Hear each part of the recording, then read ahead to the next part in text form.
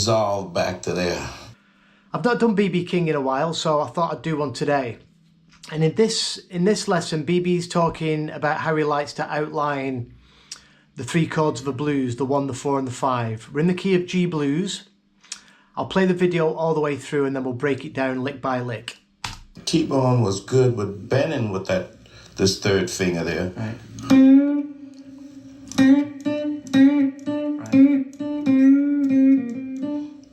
When I came up here to this position here, to the 8th fret,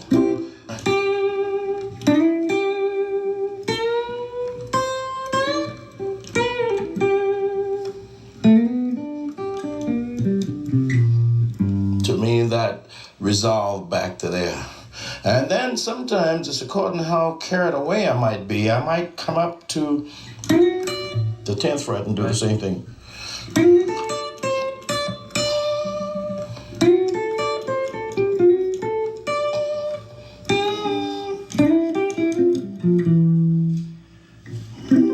Now, when you go up to the 10th fret, you're going to be playing over the 5 chord, chord, right? yeah. Which would be the D in this case. Yeah. Right. To C, back down to G. So you can see how BB was explaining it. He was talking about playing the 4 chord right out the 8th fret, and then he come up to the 5 chord, the 10th fret. So we've got G7 off the 3rd fret. We've got C7 off the 8th, and then we've got D7 off the 10th fret. So the first lick, he's talking about T-Bone Walker being one of his influences, and he plays just a straight out minor pentatonic lick. T-Bone was good with bending with this third finger there. Right.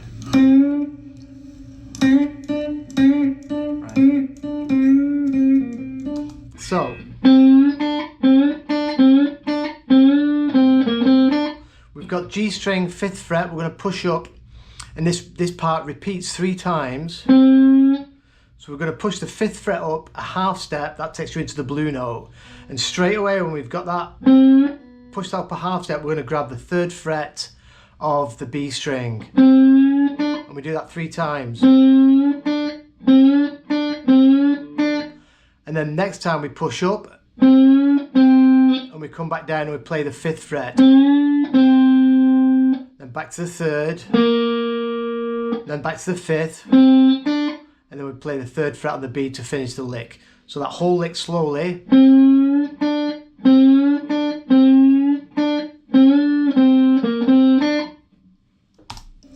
When I came up here to this position here, to the 8th fret,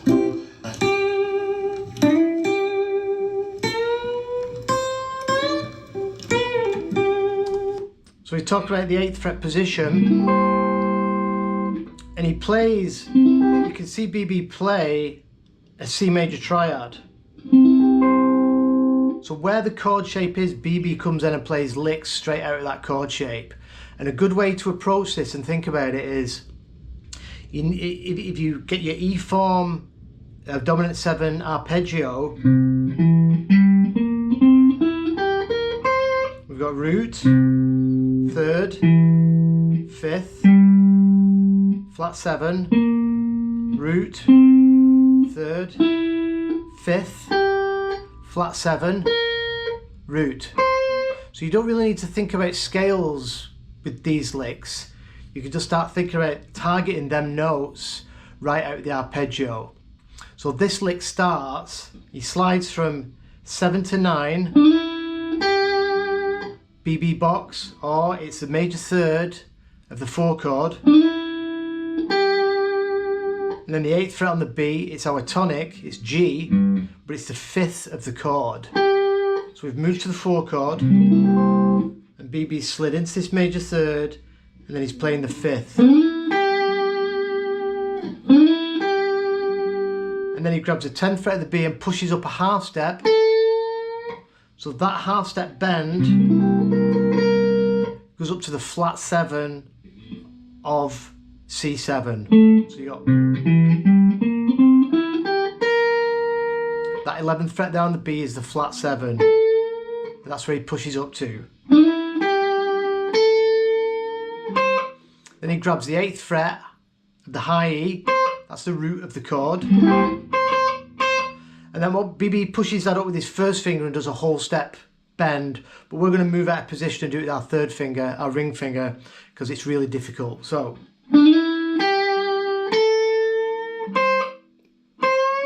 push that up for a quick whole step bend. Then we're going to grab the 8th fret of the B again, but he plays this really faint.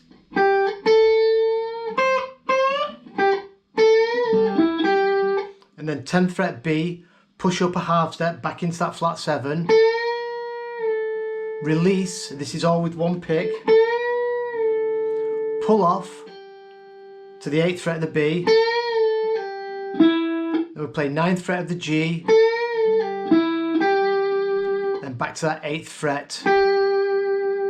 So we've played the notes we've played from this chord. Like I said, you can forget about the scale for this. Major 3rd, 5th, flat 7, root. Bending that 8 to the 10 would be hitting the 2 or the 9. Then back to this 8th fret of the B. Back up to the flat 7. Major 3rd, 5th.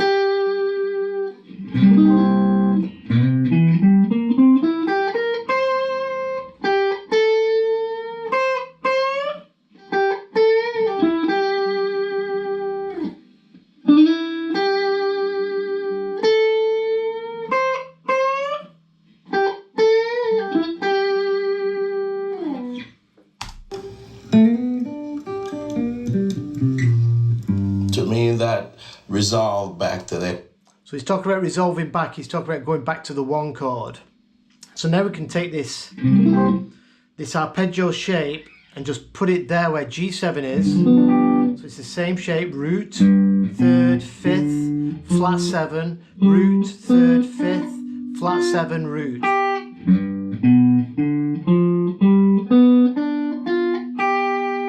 And for this lick, BB slides in. Again, we're sliding into 2, 2 to 4, but we're hitting that major 3rd, the 4th fret of the G string. That's the major 3rd of the 1 chord. And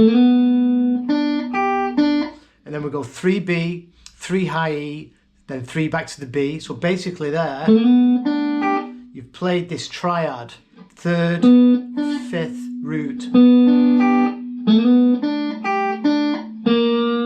Then when we come back up there, we push up the 3rd fret of the G, and that's going towards that major 3rd again. And then we go 5, 5 with our ring finger, 5, 5, D and the A. So that's just climbing up this major chord. Major 3rd, root, D string 5th fret, the 5th fret, A string. Then we go 3rd fret, 1st fret on the A, and then he finishes it on that low E, 3rd fret, G.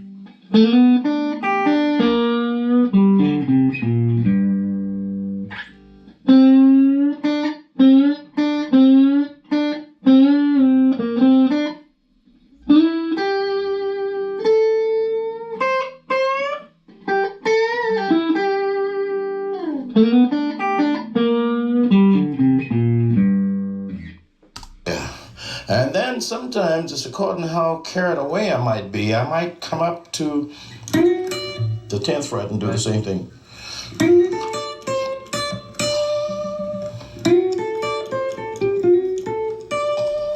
So there we've gone to the 5 chord, and again we can take this shape, this same arpeggio, bring it up to the 10th fret, root, 3rd, 5th, flat 7, root, 3rd, 5th, flat 7, root. Exactly the same information for each chord. So again, he slides in to the major 3rd, so it's the 11th fret. From 9 to 11 he slides. Again, down that triad like we just did for G. 10 and 10, B, high E. He grabs the 13th fret of the B string, that's the flat 7. Then he hits the 10th fret of the high E twice, that's the root of the chord. So BB does two little variations for the 5 chord.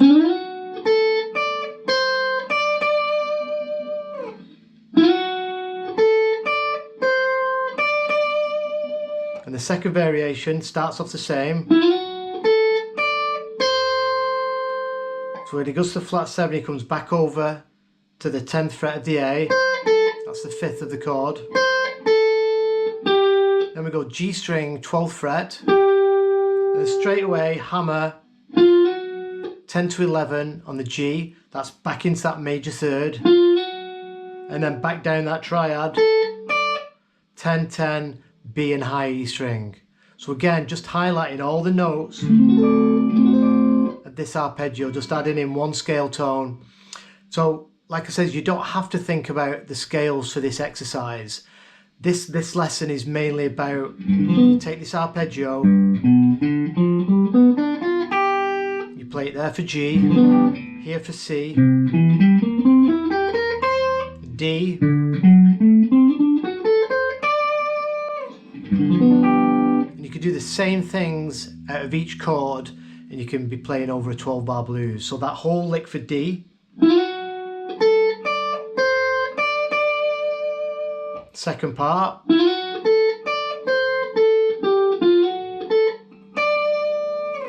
then he moves to the 4 chord again, but this time he does it a little bit different. So now we're going to go back up into where our C7 is. He gets the 8th fret of the B and he bends up a half step and release. So it's a nice bluesy sound. Then slides into the major third again.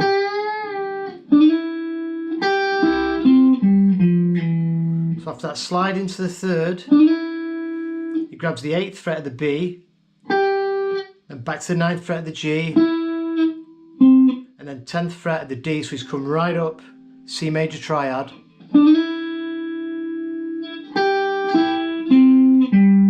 Then rocks his finger over and grabs the 10th fret of the A string, that's the 5th of the chord, and then slides from 8 to 7, takes us right back into the major third. So again, 3rd, 5th, 3rd, root, 5th, slide into the 3rd. All the notes is basically highlighting that chord.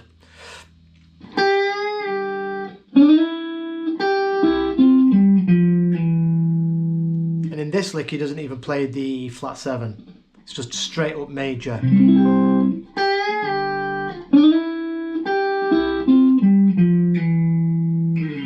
All together from the beginning.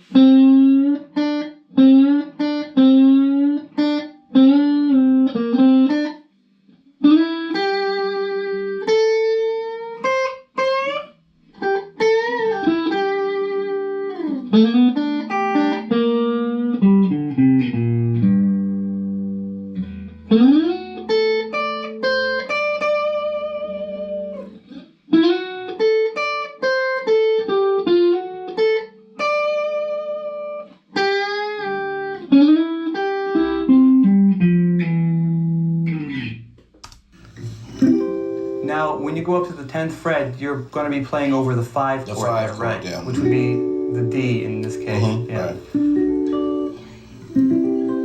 To C, back down to G. So right there, BB was explaining and playing. It was playing right out of these chord shapes. You can see him play these triads for each chord. Back to G. So you can really mess around and have some fun with that stuff. If you just think, if you're just beginning out with this stuff, you can play nice sweet sounding blues just by playing these licks and thinking of these arpeggios.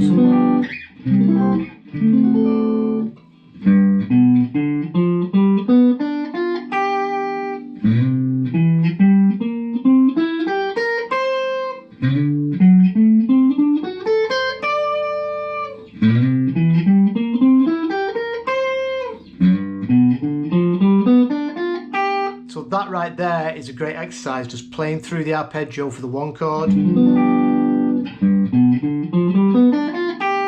4 chord, 5 chord,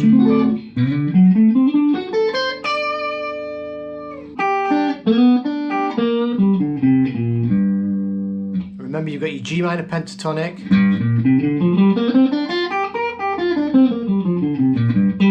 that we can think of in the first position. That's where this first lick's coming from.